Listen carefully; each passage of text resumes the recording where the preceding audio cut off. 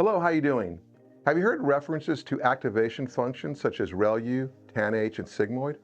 You're not quite sure you know exactly why these are so commonly used. Well, if so, then watch along with me for the next few minutes, and I will quickly get you up to speed. Okay, let's get started. So first, before we cover these common neural network activation functions, what do activation functions actually do? Well, in simple terms, activation functions help neural networks make sense of complex data by adding flexibility to the model. I have a video called Components of a Neural Network where I describe conceptually how activation functions work within a neural network. Check this video out if you want to go deeper.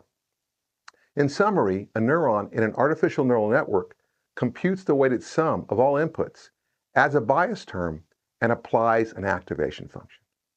The bias helps the model shift the activation function to fit the data better.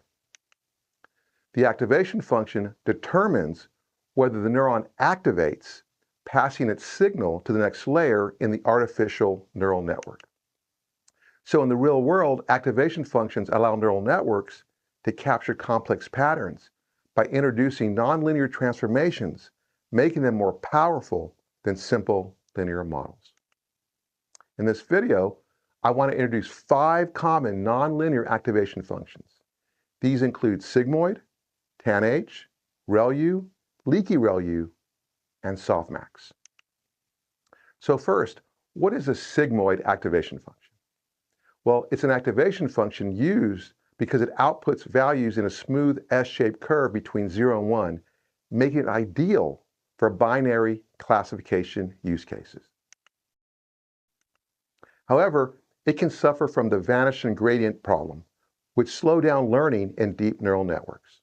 In simple terms, the sigmoid function is like a squashing function compressing input values into a small range, but it can sometimes make the learning process slow and sluggish. So next, I want to introduce a TanH activation function. The reason TanH is preferred over sigmoid in some cases is because it outputs S-shaped curve values between -1 and +1, providing a zero-centered output that can lead to faster convergence. However, it also faces the vanishing gradient problem similar to sigmoid. In simple terms, TanH is like an upgraded version of sigmoid, offering better performance in some scenarios, but it still has its own challenges. So next, what is the ReLU activation function? Well, the reason ReLU is widely used is because it outputs the input directly if it's positive. Otherwise, it outputs 0, which helps mitigate the vanishing gradient problem. However, it can suffer from the dying ReLU problem, where neurons become inactive. In simple terms, ReLU is like a gatekeeper, allowing positive signals to pass through, but sometimes it can shut down completely. So what is this other variation of ReLU, known as the leaky ReLU? Well, leaky ReLU is beneficial because it allows a small non-zero gradient when the unit is not active, which addresses the dying ReLU problem. This small slope for negative inputs helps keep neurons active. In simple terms, leaky ReLU is like a more forgiving version of ReLU, ensuring that neurons don't completely shut down. So what is a softmax activation function? Well, the reason softmax is used is because it converts logits into probabilities, making it ideal for multi-class classification problems. However, it can be computationally expensive, especially with a large number of classes.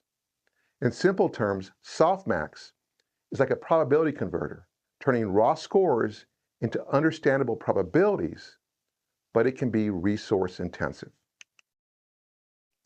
Here's a table summarizing each activation function and typical use cases. Sigmoid is typically used at the output layer for binary classification problems. TanH is used in hidden layers in shallow networks.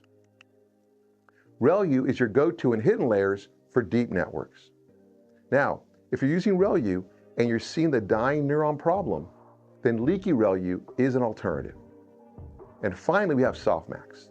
Softmax is usually found in output layers for multi-classification problems. Okay, so let me know what you think of these common neural network activation functions.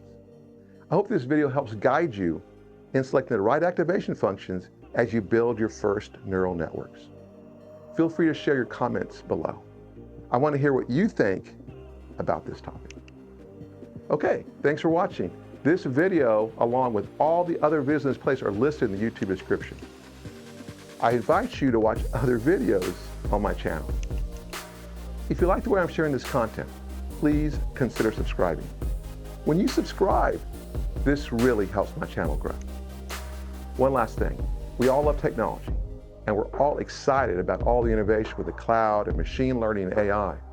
But don't forget to carve out some time to live in the real world. Go outside, go swimming, go hiking, go climbing, go surfing, but get out and move your body. And if you do, let me know in the comments. I want to hear about this as well. And with that, have a great day. Thanks.